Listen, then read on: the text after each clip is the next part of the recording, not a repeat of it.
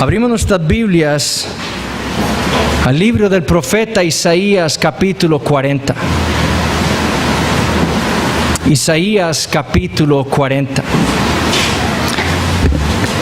Y vamos a estar leyendo a partir del versículo 12 hasta el versículo 31. Isaías 40, versículo 12. Dice así la palabra del Señor: ¿Quién midió las aguas con el hueco de su mano y los cielos con su palmo? Con 3 dedos juntó el polvo de la tierra y pesó los montes con balanza y con pesas los collados. ¿Quién enseñó al Espíritu de Jehová o le aconsejó enseñándole? ¿A quién pidió consejo para ser avisado? ¿Quién le enseñó el camino del juicio o le enseñó ciencia o le mostró la senda de la prudencia? He aquí que las naciones le son como la gota de agua que cae del cubo, y como menudo polvo en las balanzas le son estimadas. He aquí que hace desaparecer las islas como polvo. Ni el Líbano bastará para el fuego, ni todos sus animales para el sacrificio. Como nada son todas las naciones delante de él, y en su comparación serán estimadas en menos que nada y que lo que no es.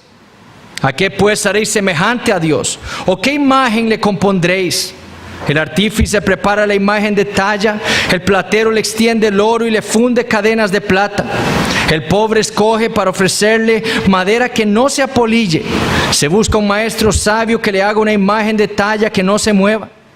¿No sabéis? ¿No habéis oído? ¿Nunca os lo han dicho desde el principio? ¿No habéis sido enseñados desde que la tierra se fundó?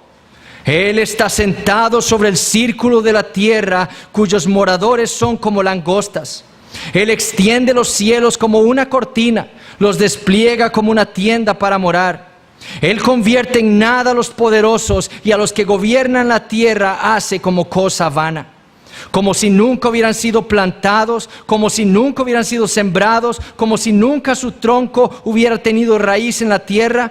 Tan pronto como sopla en ellos se secan y el torbellino los lleva como hojarasca. ¿A qué pues me haréis semejante o me compararéis? Dice el Santo. Levantad en alto vuestros ojos y mirad quién creó estas cosas. Él saca y cuenta su ejército, a todas llama por sus nombres. Ninguna faltará.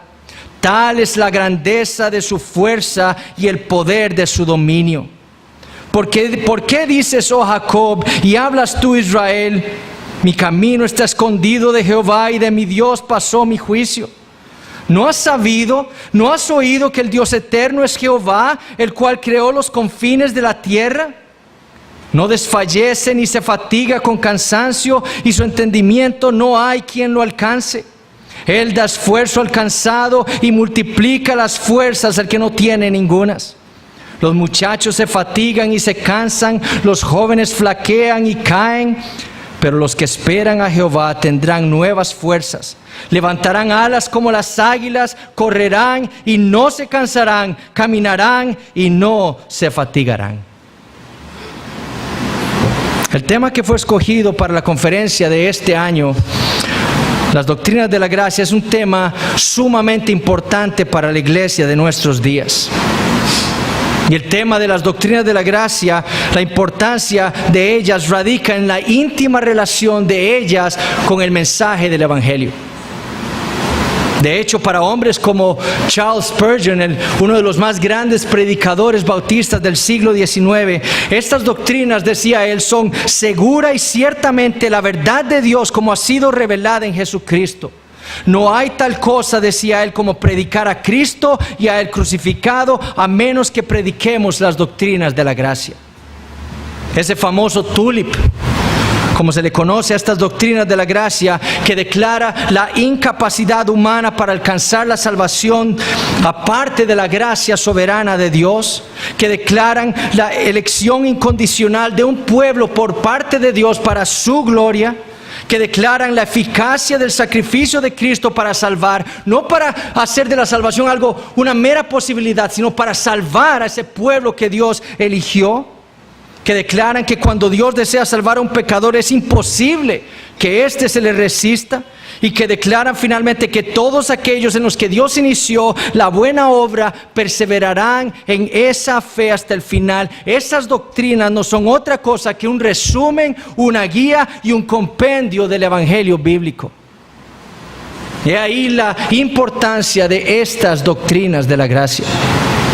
Y en una época en donde el Evangelio ha sido corrompido, en donde ha sido alterado, en donde ha sido tergiversado por los falsos maestros, no hay una necesidad más grande para la iglesia de hoy que permitir que las doctrinas de la gracia hagan brillar esas buenas noticias de Dios con la claridad de sus postulados. Ahora la pregunta es esta: ¿qué tiene que ver la soberanía de Dios con las doctrinas de la gracia? ¿Por qué argumentar, como lo estoy haciendo en esta sesión, que esta doctrina de la soberanía de Dios es el fundamento de las doctrinas de la gracia?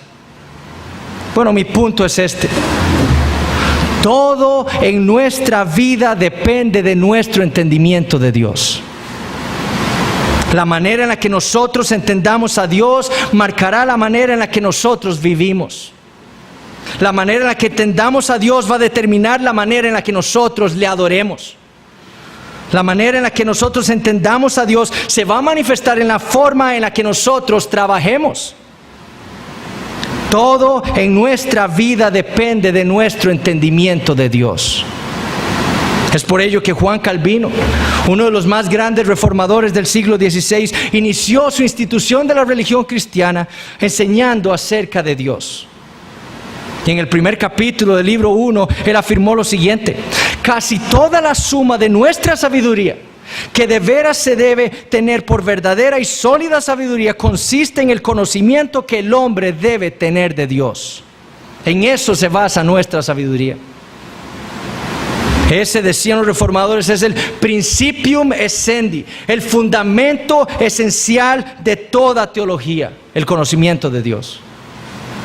Inclusive la capacidad para entender el Evangelio.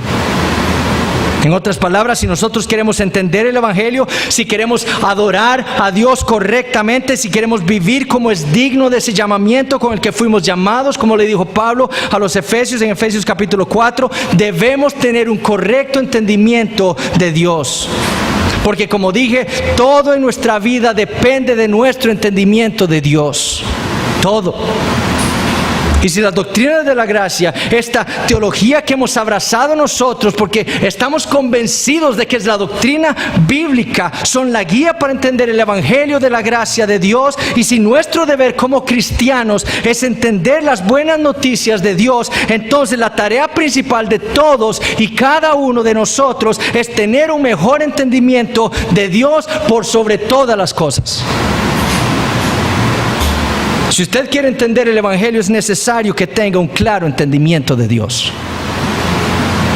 Es por ello que muchos teólogos contemporáneos han argumentado que ese acróstico TULIP debería ser STULIP, porque debería iniciar por la soberanía de Dios.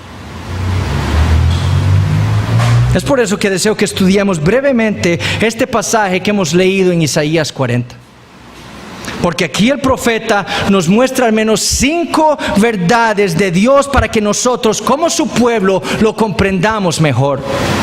Para que nosotros como su pueblo tengamos una mejor teología, un mejor entendimiento del Evangelio y por lo tanto lleguemos a tener una mejor doxología o una mejor vida de adoración. Entonces, solo para poner en contexto las palabras del profeta Isaías en el capítulo 40, versículos 12 al 31, debemos saber que aquí Dios está dirigiendo a su pueblo, a Judá, unas décadas antes de enviarlos al cautiverio en Babilonia. Ahí pasarían ellos 70 años cautivos en Babilonia. Y desde el principio de esta profecía en Isaías, Dios le ha dejado claro a Israel primero la causa del castigo que está a punto de venir sobre ellos. En Isaías 1 el Señor les dijo, a partir del versículo 3, el buey conoce a su dueño y el asno el pesebre de su Señor. Israel no entiende, mi pueblo no tiene conocimiento. Oh gente pecadora, pueblo cargado de maldad, generación de malignos, hijos depravados, dejaron a Jehová, provocaron a ir al Santo de Israel, se volvieron atrás. Israel había olvidado al Dios de Abraham. Ellos habían olvidado a aquel Dios que los había escogido a ellos para ser su pueblo por amor, como les dijo en Deuteronomio capítulo 7. Ellos habían olvidado al Dios que los había salvado de la esclavitud de Egipto y que los había traído por gracia a la tierra de Canaán.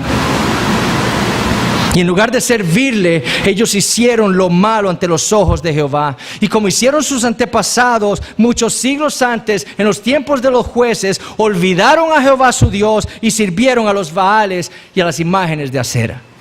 Eso fue lo que hizo Israel. Y por eso Dios traería a los asirios para castigarlos. Y Judá, el reino del norte al cual el profeta se está dirigiendo aquí en el capítulo 40, había hecho exactamente lo mismo. Ellos habían olvidado a Dios. Y por haberse vuelto a los ídolos, el Señor les estaba diciendo por medio del profeta Isaías que Él traería a Babilonia para castigarlos, para llevárselos de su tierra a una tierra en la cual no era de ellos, para hacerlos esclavos por 70 años. Y todo por haberse olvidado de Jehová. Pero en el capítulo 40, después de decirles lo que les va a suceder, Dios consuela a Judá con un mensaje extraordinario, con las mejores noticias para un pueblo pecador. Cuando se cumpliera el pueblo, le dijo el Señor en los primeros 3 versículos del capítulo 40, Él vendría a ellos. Es más, Él iba a enviar a alguien, a un profeta antes que Él. Uno que le antecediera y preparara su camino, porque cuando Él viniera a ellos, Él vendría para perdonar sus pecados. Ciertamente era una profecía dura para Judá. Dios les estaba diciendo que dentro de unos años Babilonia vendría y los llevaría a ellos como esclavos por haber pecado contra el Señor, por haberse olvidado de Él. Pero ellos debían entender también que Él traería consigo buenas noticias para ellos. A pesar de su pecado, a pesar de haber recibido doble de la mano de Jehová, como dice Isaías al principio del capítulo 40, ciertamente recibirían de mano de Jehová el perdón de pecados. Esas eran las buenas noticias para Judá. Pero ¿qué necesitarían estos judíos para poder sobrevivir tal castigo? ¿Qué necesitarían ellos para poder soportar lo que estaba por venir sobre ellos en los babilonios? ¿Qué necesitaban ellos para entender el evangelio del perdón que el profeta Isaías les había traído de parte de Dios? Un entendimiento correcto de su Dios, un mejor entendimiento, una visión más clara de Jehová. Es por eso que el profeta le dice a Judá en el versículo 9, después de haberles predicado el evangelio, las buenas noticias para Judá, les dijo esto: súbete sobre un monte alto, anunciadora de Sión. Levanta fuertemente tu voz, anunciadora de Jerusalén. Levántala, no temas. Di a las ciudades de Judá: ved aquí al Dios vuestro. Ved aquí al Dios vuestro. Si ellos iban a soportar el castigo, si ellos iban a soportar la esclavitud en Babilonia, si ellos iban a entender esas buenas noticias que Dios les estaba trayendo unos versículos antes por medio del profeta Isaías, ellos debían poner sus ojos en el Dios verdadero para comprenderlo mejor. Si ellos iban a sobrevivir la esclavitud que les vendría en el futuro, debían hacerlo admirando más claramente la majestad y la grandeza de Dios. Ahora, ¿cuáles eran esas 5 verdades que Judá debía comprender de Dios? ¿Cuáles eran esas 5 verdades en las que Judá debía hallar consuelo? Bueno, eso es lo que el profeta dedica el resto del capítulo a partir del versículo 12. Y lo primero que le dice a Judá es esto: ved aquí al Dios vuestro, al Todopoderoso. El profeta inicia mostrándole a Judá la verdad de Dios con una pregunta retórica: ¿quién midió las aguas con el hueco de su mano? Y los cielos con su palmo. Con 3 dedos juntó el polvo de la tierra. Y pesó los montes con balanza y con pesas los collados. La respuesta que el profeta espera a esta primera pregunta es: nadie. ¿Quién midió las aguas con el hueco de su mano y los cielos con su palmo? Nadie. ¿Quién con 3 dedos juntó el polvo de la tierra? Nadie. ¿Quién pesó los montes con balanza y con pesas los collados? De nuevo, nadie.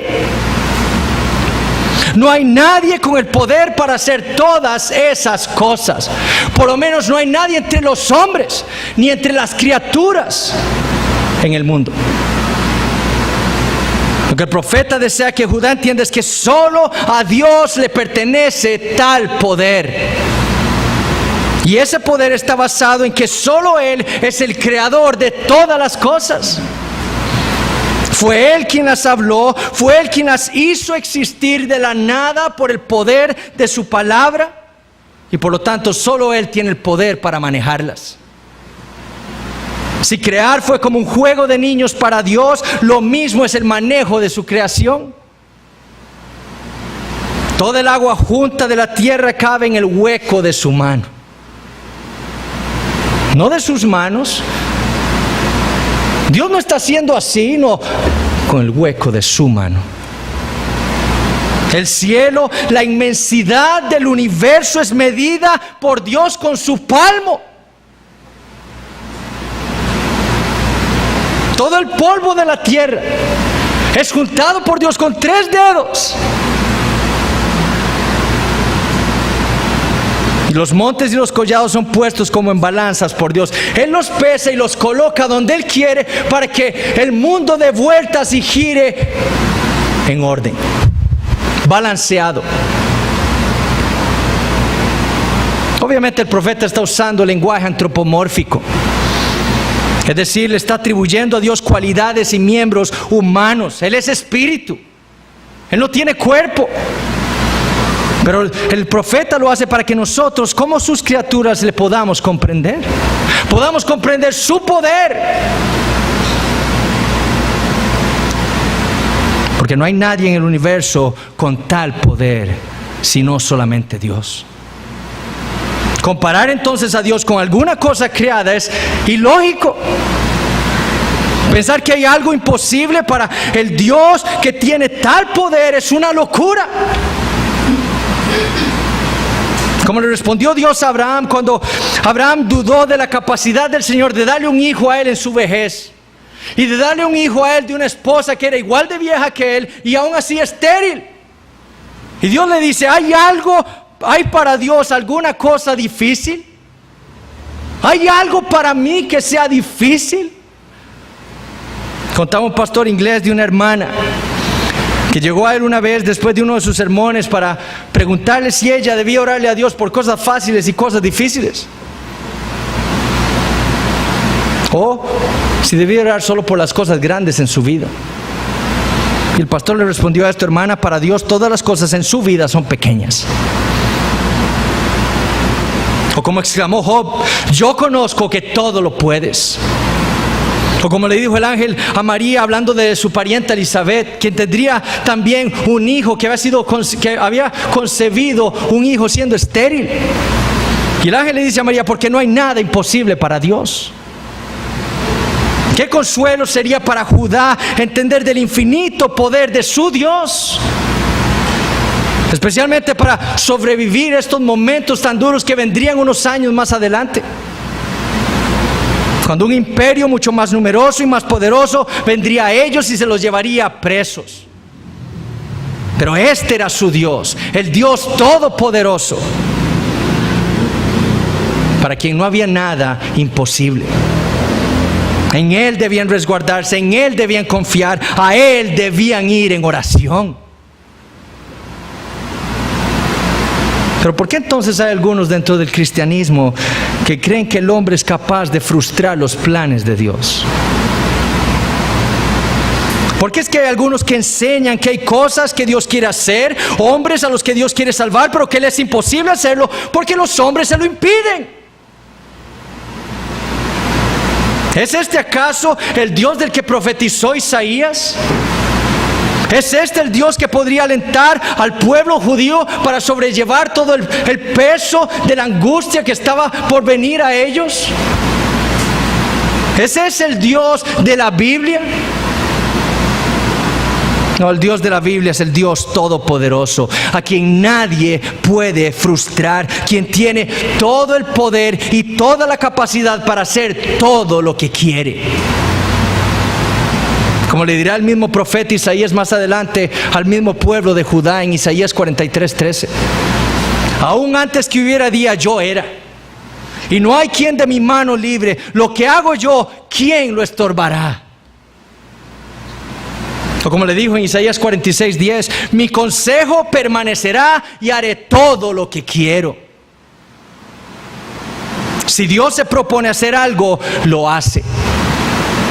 Y lo hace porque Él es Dios y porque tanto poder tiene solamente Él. Así como Él creó el universo de la nada, así mismo salva a quien quiere, cuando quiere y como quiere. Y no hay nadie que se pueda resistir a este Dios todopoderoso. Porque Él es Dios. Si nosotros entonces queremos entender la doctrina de la gracia, debemos entender esta verdad acerca de Dios. Si queremos entender el Evangelio, debemos entender esta verdad acerca de Dios. Porque el Evangelio requiere de un Dios omnipotente. Para que el Evangelio sea realmente buenas noticias, se requiere de un Dios todopoderoso. Un Dios capaz de cambiar un corazón de piedra en un corazón de carne. Un Dios todopoderoso capaz de darle vida a quien está muerto espiritualmente. Un Dios todopoderoso capaz de hacer de un pecador una nueva criatura. Y para esto no hay otro en el universo sino solamente Dios. Ni usted ni yo podemos hacer esto por nosotros mismos, mucho menos por alguien más. Esto solamente lo puede hacer Dios. Segundo, el profeta Isaías le dice a Judá: ved aquí al Dios vuestro, al Dios de toda sabiduría. De nuevo el profeta vuelve con más preguntas retóricas. Y nuevamente la respuesta que se espera de ellas es: nadie. Versículo 13. ¿Quién enseñó al Espíritu de Jehová o le aconsejó enseñándole? ¿A quién pidió consejo para ser avisado? ¿Quién le enseñó el camino del juicio o le enseñó ciencia o le mostró la senda de la prudencia? ¿Quién enseñó al Espíritu de Jehová o le aconsejó enseñándole? ¿Quién le ha enseñado algo a Dios? ¿Quién fue su maestro? ¿A qué escuela tuvo que ir Dios para aprender todo lo que sabe? Obviamente, nadie. Él es Dios. Y siendo Dios, Él lo sabe todo. De principio a fin. Él es el Dios omnisciente, el Dios infinitamente sabio. Dios no aprende nunca. Él lo sabe todo. ¿A quién pidió consejo para ser avisado? ¿Quién es el que aconseja a Dios para hacer lo que hace? ¿Quién? ¿Quién le aconsejó para crear el cielo como lo hizo? ¿Quién le aconsejó para crear al hombre y al caballo como Dios lo hizo? ¿Quién? Nadie. ¿Quién fue su consejero? Nadie. ¿Quién le enseñó el camino del juicio? ¿Quién le enseñó a Dios lo que está bien y lo que está mal? Lo que era justo y lo que era injusto. ¿Quién le enseñó ciencia? ¿Quién le enseñó a Dios conocimiento? ¿Quién es el que pone al tanto a Dios de todo lo que sucede en el universo? ¿Quién? Nadie. El Dios al que el profeta Isaías está volviendo los ojos de su pueblo era el Dios infinitamente sabio de las Escrituras. No hay nada que Dios no sepa. No había nada en la vida de estos judíos que Dios no supiera. No había nada en la vida de los babilonios que Dios no supiera. No había nada en el universo que estuviera oculto a los ojos de Dios. Y sin embargo hay algunos que se identifican como cristianos y creen que Dios no conoce el futuro. Eso es lo que dicen. Hay otros que, profesando ser cristianos, afirman que Dios, para poder actuar, tiene que mirar al futuro a lo largo de ese corredor del tiempo para saber lo que sus criaturas van a hacer. Constantemente aprendiendo. ¿Qué irá a hacer aquel? Voy a ver en el futuro. Voy a aprender algo nuevo el día de hoy. Sí, Dios elige, admiten algunos, pero lo hace habiendo visto en el futuro quiénes iban a creer. Fue a esos a los que Dios escogió entonces. Si Dios no hubiera visto en el futuro, no hubiera podido actuar para elegir. Pero qué increíble que el apóstol Pablo cita este mismo pasaje de Isaías 40 para gloriarse en el mensaje del Evangelio. Después de haberle expuesto el Evangelio a esta iglesia en Roma, después de enseñarles que Dios los había elegido a ellos, a esta iglesia, a estos cristianos en la ciudad de Roma, no por algo que ellos hubieran hecho, sino por gracia, ni por algo que Dios hubiera visto en ellos, que ellos hubieran hecho en el futuro, sino por pura gracia, como lo hizo con Jacob y Esaú, de quienes Pablo dice, pues no habían aún nacido, dijo Pablo de Jacob y Esaú, ni habían hecho aún ni bien ni mal, para que el propósito de Dios conforme a la elección permaneciese, no por las obras, sino por el que llama. Después de Pablo haberles expuesto la verdad de la soberana gracia de Dios en la elección, concluye la parte doctrinal de su sermón a esta iglesia en una doxología. En Romanos capítulo 11, versículo 33, Pablo dice, oh profundidad de las riquezas de la sabiduría y de la ciencia de Dios, cuán insondables son sus juicios e inescrutables sus caminos. Porque, y aquí cita Isaías, ¿quién entendió la mente del Señor? ¿O quién fue su consejero? ¿O quién le dio al primero para que le fuese recompensado? Porque de Él y por Él y para Él son todas las cosas, a Él sea la gloria por los siglos. Amén. El consuelo para Judá estaba no solo en el gran poder de Dios, sino también en su infinita sabiduría. Y es el mismo consuelo para nosotros los creyentes. Pues nosotros no tenemos a un Dios que está constantemente aprendiendo. Qué terrible sería tener un Dios así. Tal Dios no sería digno de nuestra adoración.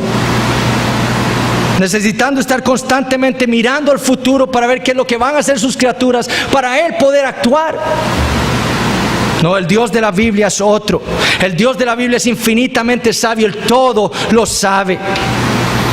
Uno, como dijo el profeta Isaías, que anuncia lo por venir desde el principio y desde la antigüedad, lo que aún no era hecho, que digo, mi consejo permanecerá y haré todo lo que quiero.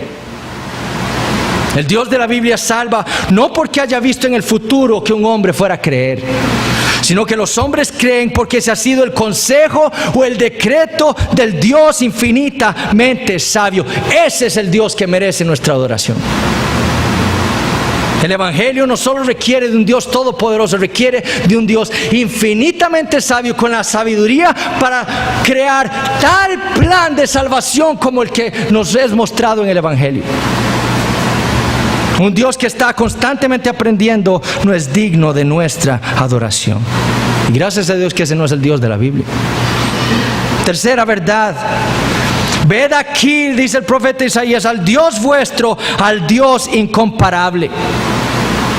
Noten esa afirmación a partir del versículo 15. He aquí que las naciones le son como la gota de agua que cae del cubo, y como menudo polvo en las balanzas le son estimadas. He aquí que hace desaparecer las islas como polvo. Tan grande y majestuoso es Dios, afirma el profeta, que comparado con Él las naciones, no una, no varias, no el 99.9% de las naciones, sino todas y cada una de las naciones son comparadas a Él como nada. Como una gota de agua que cae al suelo del cubo. Comparadas con Dios, las naciones son no como el polvo, sino como el menudo polvo. Y tan insignificantes las islas que el Señor las hace desaparecer como polvo igual. Más adelante el profeta va a afirmar que los moradores de la tierra son como langostas comparadas con Dios. Todo es lo que afirma Isaías es insignificante al lado de nuestro Dios. Es más, tan grande y majestuoso es Dios que el profeta dice en el versículo 16, ni el Líbano bastará para el fuego, ni todos sus animales para el sacrificio. Los bosques del Líbano eran conocidos en esa época por la majestad de sus árboles. Pero alguien podía tomar todos esos magníficos árboles, prenderles fuego para ofrecérselos a Dios, tomar todos los animales que existieran en el universo, sacrificarlos para Dios. Y todos ellos eran insuficientes para transmitir la gloria y la majestad del Dios al que eran ofrecidos. Es por ello que el profeta continúa diciendo en el versículo 17, como nada son todas las naciones delante de él, y en su comparación serán estimadas en menos que nada y que lo que no es. No es que tan solo sean insignificantes las naciones, es que son menos que nada, menos que lo que no es, menos que cero, cuando se comparan con Dios. Es por eso que Isaías trae otra pregunta retórica en el versículo 18. ¿A qué pues haréis semejante a Dios? ¿O a qué imagen compondréis? La respuesta esperada después de tal afirmación es a nadie. Dios es totalmente incomparable, Él es único, glorioso, santo, Él está separado de toda su creación. Como Él no hay nada en el universo. El artífice prepara la imagen de talla, dice Isaías en el versículo 19. El platero le extiende el oro y le funde cadenas de plata. El millonario podía llevar todo su dinero, comprar oro y plata, todas las joyas más caras del mundo, llevárselas a alguien para que les creara un ídolo, y ese ídolo era incomparable con Dios. El pobre escoge para ofrecerle madera que no se apolille. Se busca un maestro sabio que le haga una imagen de talla que no se mueva. El pobre que no tenía ese dinero podía ir y recoger la madera más buena que encontrara, dársela al escultor más sabio en la tierra para que le creara un ídolo, y ese ídolo era incomparable con Dios.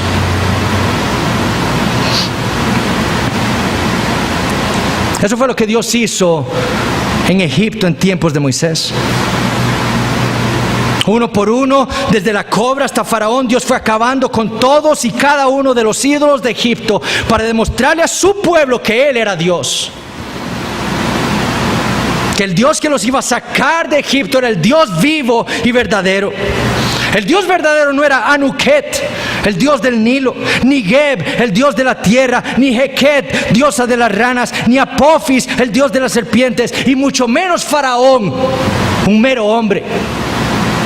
El Dios verdadero era el Dios de Israel, el que estaba a punto de sacarlos de Egipto. Y ese era también el mensaje que Judá debía escuchar. Ellos se habían ido tras los ídolos. Ellos habían dejado al Dios de Israel, dejaron al Dios incomparable de sus padres.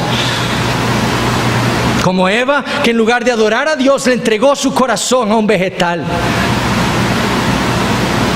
Ellos habían dejado a Dios y le habían entregado su corazón a los ídolos.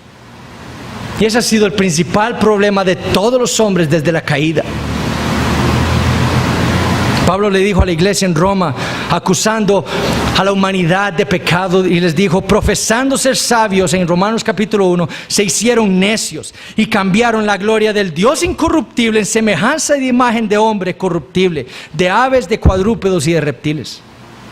El corazón del hombre, dijo Calvino, es una fábrica de ídolos. Judá debía entender que Jehová era el único Dios verdadero. Ellos debían consolarse en esa verdad, en lugar de poner sus ojos en los ídolos, que no se mueven, que no hablan, que no piensan, que no oyen. Ellos debían hallar consuelo y fortaleza poniendo sus ojos en Jehová. Pero es el mismo problema que vemos en nuestros días. Muchos que profesan ser cristianos han creado para ellos mismos un ídolo falso. Han creado un Dios falso, un Jesús falso, creado a su imagen y semejanza, un Dios que falla, un Dios impotente, un Dios irresistible, un Dios injusto, un Dios que no lo sabe todo. Ese es un Dios falso. Y afirmando ser cristianos han atacado la gloria y la majestad del Dios de la Biblia. Y la vida cristiana de tantas personas es vana por lo vano de su entendimiento de Dios. Y su entendimiento del Evangelio es tan pobre porque su entendimiento del Dios del Evangelio es tan pobre. El llamado para nosotros entonces la iglesia es el mismo que le hizo el profeta Isaías a Judá. Vean ahora al glorioso y majestuoso Dios de Israel. El Dios de todo poder, el Dios de toda sabiduría, el Dios incomparable del Evangelio. Cuarto, el profeta Isaías le dice a Judá: ved aquí al Dios vuestro, al Dios soberano. Y vemos nuevamente al profeta trayendo los oídos de Judá otra pregunta retórica en el versículo 21. ¿No sabéis? ¿No habéis oído? ¿Nunca os lo han dicho desde el principio? ¿No habéis sido enseñados desde que la tierra se fundó? La respuesta también era obvia. Por supuesto que sí lo habían escuchado. Por supuesto que sí lo habían aprendido. El problema es que ellos se habían olvidado y habían ignorado todo lo que Dios les había dicho a ellos acerca de sí mismo por medio de los profetas. Y especialmente habían olvidado una de las doctrinas de Dios más maravillosas: su soberanía. Versículos 22 a 24. Él está sentado sobre el círculo de la tierra, cuyos moradores son como langostas. Él extiende los cielos como una cortina, los despliega como una tienda para morar. Él convierte en nada a los poderosos, y a los que gobiernan la tierra hace como cosa vana, como si nunca hubieran sido plantados, como si nunca hubieran sido sembrados, como si nunca su tronco hubiera tenido raíz en la tierra.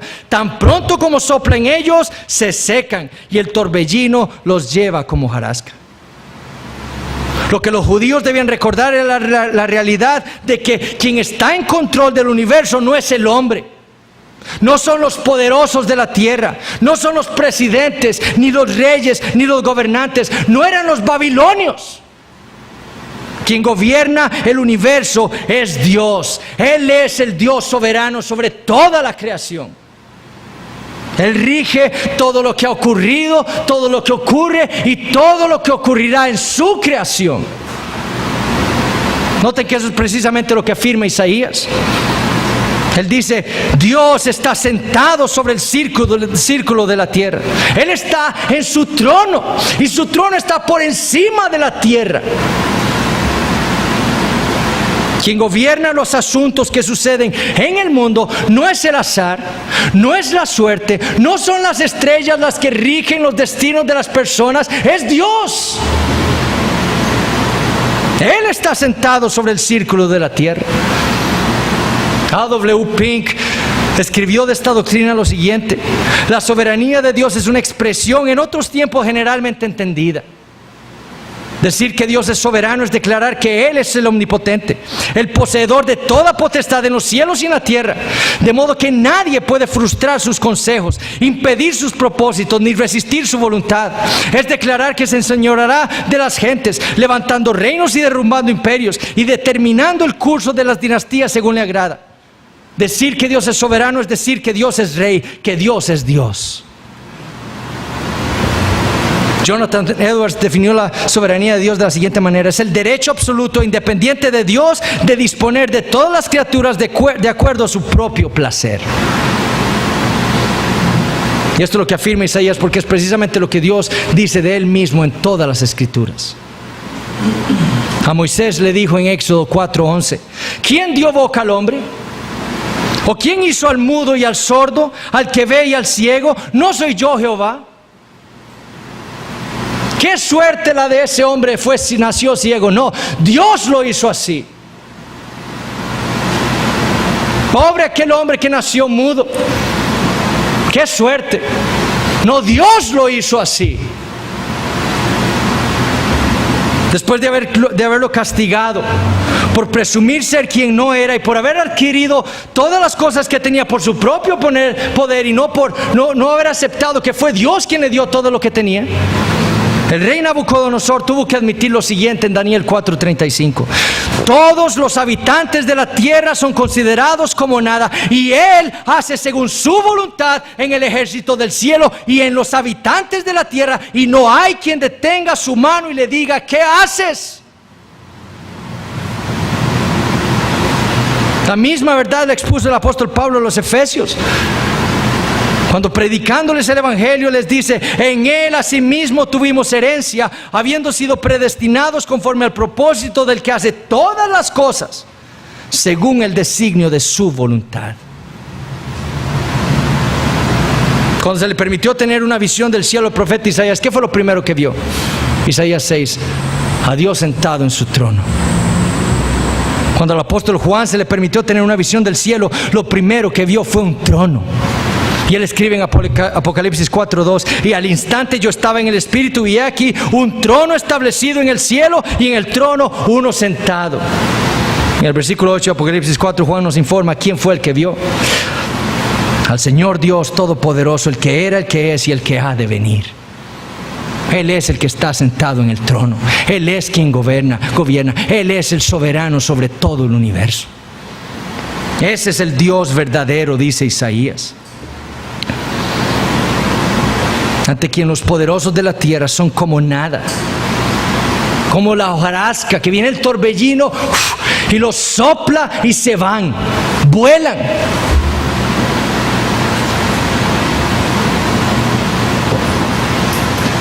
El reino de Israel fue tomado por Asiria, y Dios le dijo a Israel en Isaías capítulo 10 que Dios había traído, Él traería a Asiria como su esclavo para castigar a Israel. Los asirios no vendrían de su propia cuenta para castigar a Israel, no, Dios los traería para castigar Él mismo a Israel por medio de ellos. Ahora, después de haberles expuesto la soberanía de Dios, Dios viene directamente a su pueblo y le dice en los versículos de 25 y 26 de Isaías 40: ¿a qué pues me haréis semejante o me compararéis? Yo soy el Dios soberano, ¿a qué me compararéis? Levantad en alto vuestros ojos y mirad quién creó estas cosas. Él saca y cuenta su ejército, a todas llama por sus nombres, ninguna faltará. Tal es la grandeza de su fuerza y el poder de ¿qué? De su dominio. Levanten y vean sus ojos que no hay nadie como Dios. Él es quien conoce el número de los cabellos en nuestra cabeza. Él es quien decide cuando muere un pajarillo. Él es quien determina nuestra estatura. Él es, como le dijo Pablo a los atenienses en Hechos 17, quien ha prefijado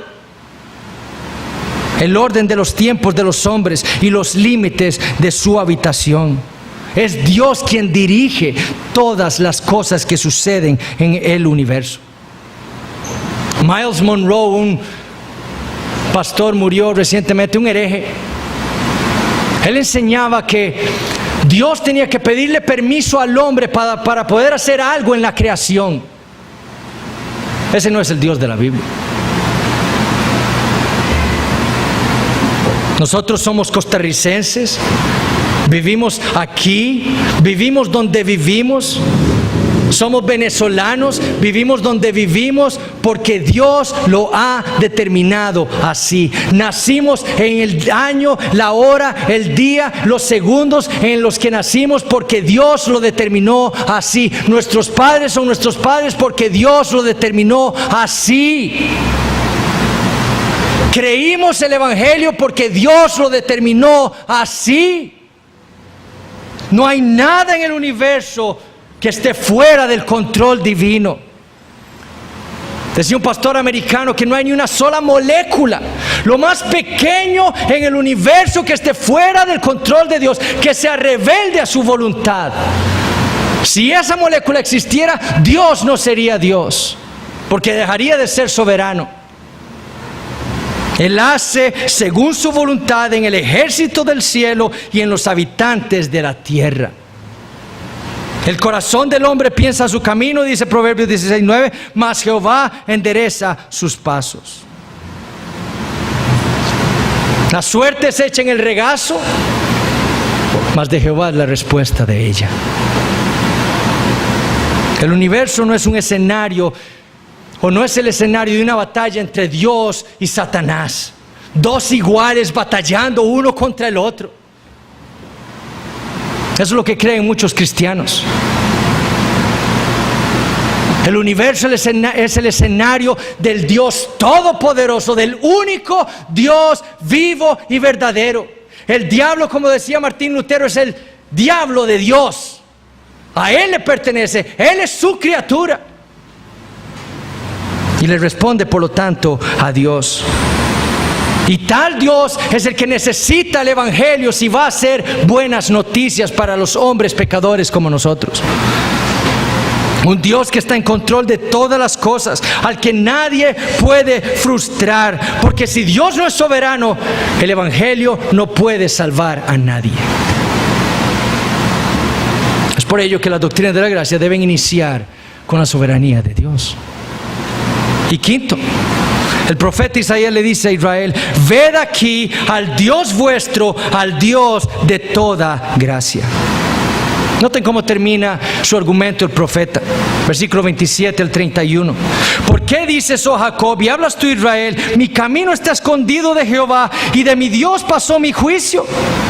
¿No has sabido, no has oído que el Dios eterno es Jehová, el cual creó los confines de la tierra? No desfallece ni se fatiga con cansancio, y su entendimiento no hay quien lo alcance. Él da esfuerzo al cansado y multiplica las fuerzas al que no tiene ningunas. Los muchachos se fatigan y se cansan, los jóvenes flaquean y caen, pero los que esperan a Jehová tendrán nuevas fuerzas, levantarán alas como las águilas, correrán y no se cansarán, caminarán y no se fatigarán. Lo más probable es que al oír esas noticias, Judá e Israel empezaron a decir que Dios se había olvidado de ellos, que Dios estaba siendo demasiado duro con ellos por su pecado. Pero lo que Dios deseaba que Judá entendiera que Él, además de ser el Todopoderoso, además de ser el Dios infinitamente sabio, el Dios incomparable, el Dios soberano que está en control de todas las cosas, Él era también el Dios de toda gracia. Sí, ellos habían pecado contra Él, sí, Él los iba a castigar por su maldad, el pecado tiene consecuencias, pero Él les estaba asegurando su gracia. Al cansado da esfuerzo, al que no tiene fuerzas le multiplica las fuerzas. Pero la pregunta era para Judá esta: ¿quién entre todos sus habitantes se veía a sí mismo cansado y sin fuerzas? ¿Quién entre todos los habitantes de Judá esperaría a Jehová? Porque la promesa es que aquellos que se vean a sí mismos cansados y abatidos recibirían la gracia de Dios, recibirían fuerzas, serían levantados con alas como las águilas y no se fatigarían más. Serían los que se vieran a sí mismos así a los que se les daría esta promesa de Dios. Y es lo mismo para nosotros. Sí, el Dios del Evangelio es el Dios todopoderoso, es el Dios de toda sabiduría, es el Dios incomparable, el Dios soberano, pero también es el Dios de gracia. El Evangelio es el mensaje del Dios de toda gracia a un mundo pecador. Pero ¿quién entre los hombres se ve a sí mismo pecador? ¿Quién es el que va a Dios cansado de buscar su propia justicia por sus propias fuerzas? Y llega a Dios a decirle: Señor, ten misericordia de mí, sin ti estoy perdido y voy al infierno. Porque serían tales los que recibirían la gracia de Dios. Entonces la exhortación para la iglesia de nuestros días es la misma que le hizo el profeta Isaías al pueblo de Judá: ved aquí al Dios vuestro, ved aquí al Dios de la Biblia. ¿Es este nuestro Dios? ¿Es este el Dios al que adoramos? ¿Es este al Dios que servimos? ¿Es este el Dios en el que hemos creído? ¿O hemos estado sirviéndole a un Dios falso, a un Dios débil, a un Dios ignorante,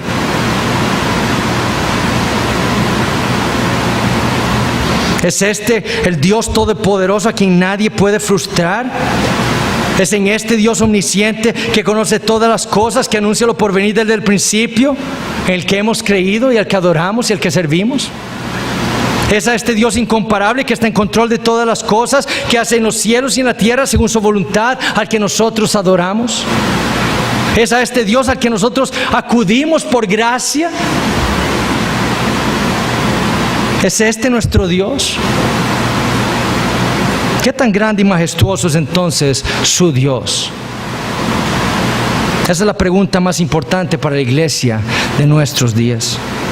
Todo en nuestra vida, como dije al inicio, depende de que conozcamos al Dios de Isaías 40. El Evangelio depende de que conozcamos a este Dios soberano de las Escrituras. Porque como escribió el pastor Spurgeon, no hay un atributo más confortante para sus hijos que la soberanía de Dios. Bajo las más adversas circunstancias, en las pruebas más difíciles, ellos creen que la soberanía ha ordenado sus aflicciones, que la soberanía las gobierna y que la soberanía los santificará. No hay nada para lo cual los hijos deban contender más fervientemente que la doctrina de su amo sobre toda la creación, el reinado de Dios sobre todas las obras de sus propias manos. Es Dios sobre el trono lo que amamos predicar, es Dios sobre el trono en quien confiamos. Porque es entonces la soberanía de Dios el fundamento de las doctrinas de la gracia. Porque la soberanía de Dios es lo que hace de Dios el Dios verdadero.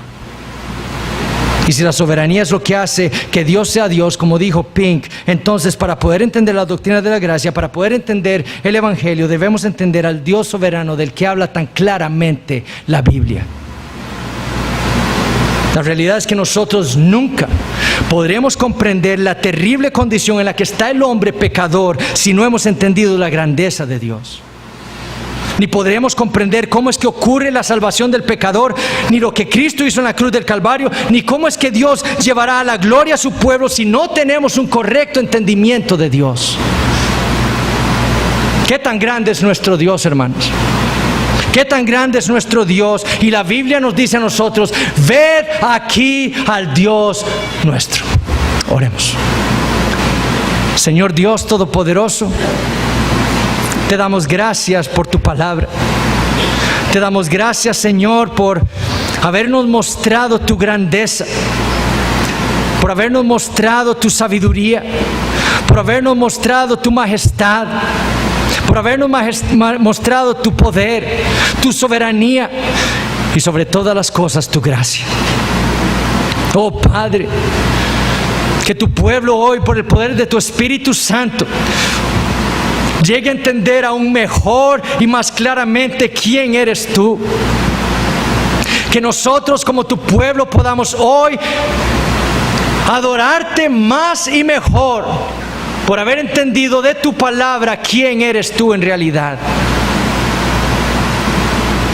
Y te damos gracias porque es únicamente por Jesucristo que nosotros te hemos podido llegar a conocer a ti, el Dios vivo y verdadero.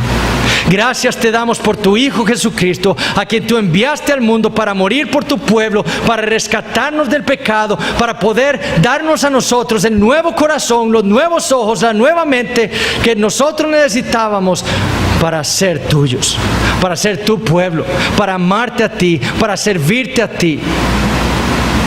Oh Señor, usa tu palabra para edificar a tu pueblo aquí y en Venezuela. Usa tu pueblo, Señor, y usa tu palabra para que tu nombre sea glorificado en donde quiera que estemos nosotros. Y si hoy, Señor, hay alguien entre nosotros, si hay alguien que esté escuchando esta conferencia, que no haya creído en el Señor Jesucristo, que habiendo escuchado tu palabra, sea hoy el día de su salvación. Oh Padre, convierte almas para tu gloria, lo pedimos. Amén.